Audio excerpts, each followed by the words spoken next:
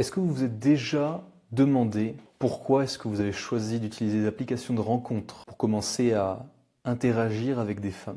Est-ce que vous êtes déjà vraiment posé cette question de savoir pourquoi est-ce que vous êtes mis sur ces applications de rencontres? Pourquoi est-ce que vous avez dépensé de l'argent dans des abonnements pour faire en sorte d'être plus vu, pour au final n'avoir aucun match ou très peu, aucun like ou très peu et peu de messages, voire aucun? Si c'est le cas, vous êtes au bon endroit. Dans mon raisonnement initialement, lorsque j'ai commencé à m'intéresser aux femmes, à la séduction, aux interactions hommes-femmes aussi, à la psychologie comportementale, la première chose que je me suis demandé, c'est à quel point est-ce que le fait de commencer une interaction par message, donc uniquement avec le langage verbal, avec les mots, le champ lexical, à quel point est-ce que ça va venir dénaturer une interaction entre deux êtres humains? Parce qu'au XXIe siècle, on a une grande partie de notre communication qui repose sur le virtuel, et on va avoir beaucoup plus de difficultés à naturellement aller vers les personnes qui nous intéressent dans la vraie vie. Et ça s'explique notamment par une baisse d'estime de soi, une baisse de confiance en soi,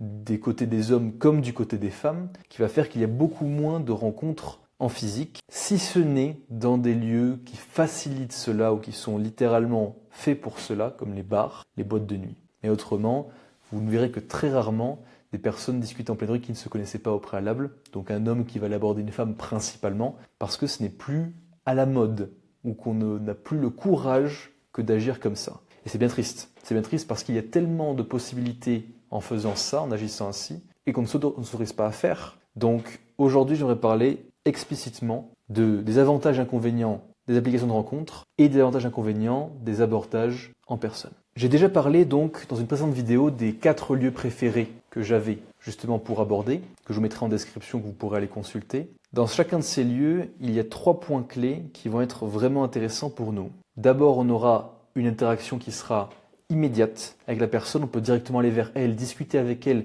il n'y aura pas à attendre, on n'a pas à attendre un temps de réponse, par exemple. Ensuite, on aura la capacité de lire son langage corporel, ce qui va être vraiment intéressant et important, et aussi comprendre dans son langage paraverbal ce qu'elle veut dire. Donc elle sera littéralement responsabilisée et on va pouvoir avoir des choses qu'on ne pourrait jamais comprendre simplement au travers du verbal qui serait par l'écrit. Et le dernier point, c'est qu'on pourra faire une impression sur la personne qui sera authentique. Ce qui veut dire que si vous avez travaillé sur votre valeur pour devenir un homme donc de plus haute valeur, alors pour vous, il va être très intéressant que d'aller directement en personne aborder des jeunes femmes. Maintenant, quels sont les avantages qu'on peut trouver aux applications de rencontres? Parce qu'il y en a aussi, c'est vrai. Notamment le fait qu'ils soient très accessibles, Tinder, Bumble, Hinge, n'importe lesquels, peu importe aussi selon le pays dans lequel vous êtes. Elles sont très accessibles et elles facilitent le fait d'avoir accès, visuellement parlant en tout cas, parce qu'effectivement par message c'est autre chose, à une multitude de personnes du sexe opposé. Donc, on pourrait considérer ça comme très intéressant, effectivement,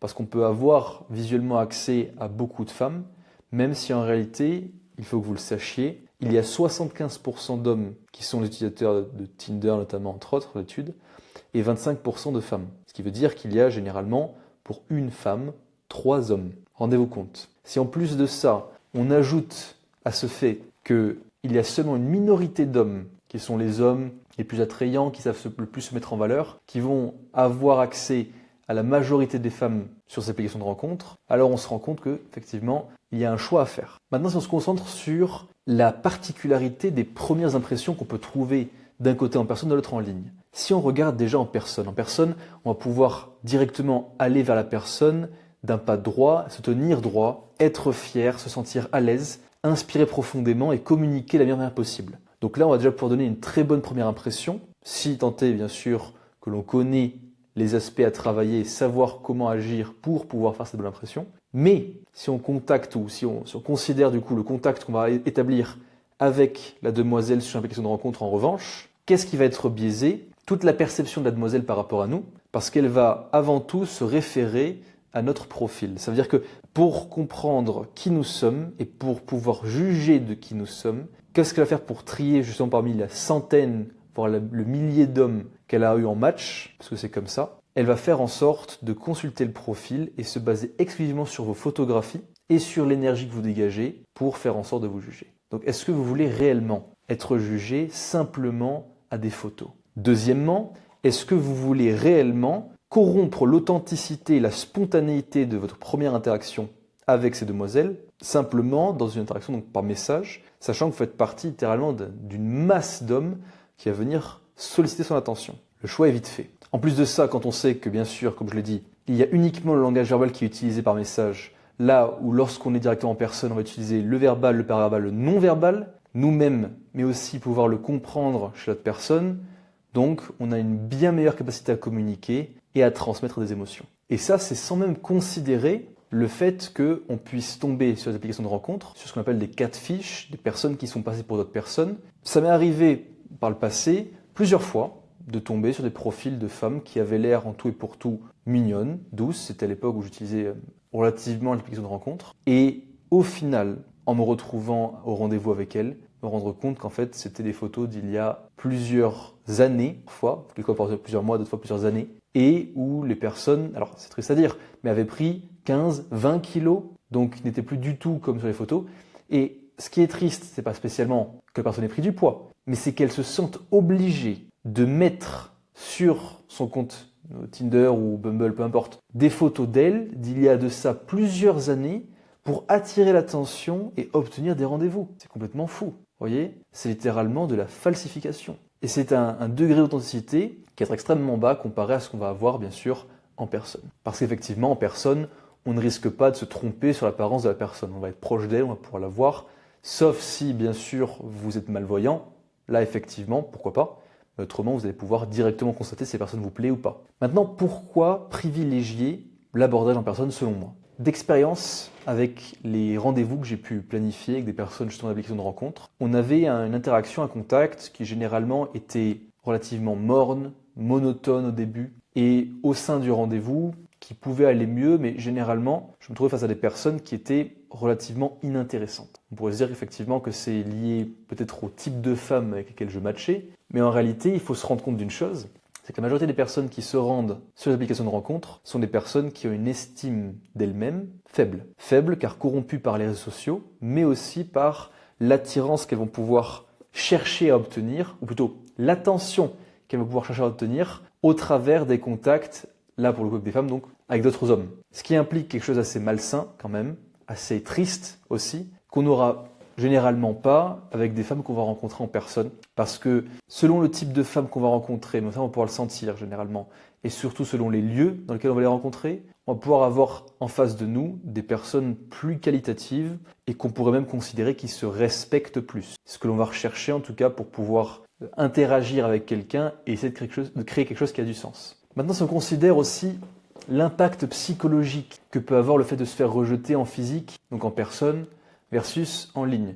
Effectivement, il y a beaucoup d'hommes qui vont se diriger vers les applications de rencontres, et donc faire des rencontres en ligne, parce qu'ils ont peur de se faire rejeter, et que pour eux, se faire rejeter en se faisant ghoster, donc en faisant en sorte que la personne ne nous réponde plus, ça va être préférable pour leur ego, pas pour eux, mais pour leur ego, au fait de se faire rejeter en personne. Alors qu'en réalité, le rejet en personne, il vous donne un réel feedback sur ce qu'il s'est passé. Vous pouvez littéralement comprendre où est-ce que vous avez fauté, qu'est-ce qui s'est passé de mal et comment est-ce que vous pouvez retravailler sur certains points, par exemple votre langage paraverbal, votre langage non verbal, sur certains aspects que vous n'avez pas discuté, que vous avez gardé sous silence, qui au final ont posé problème, peu importe.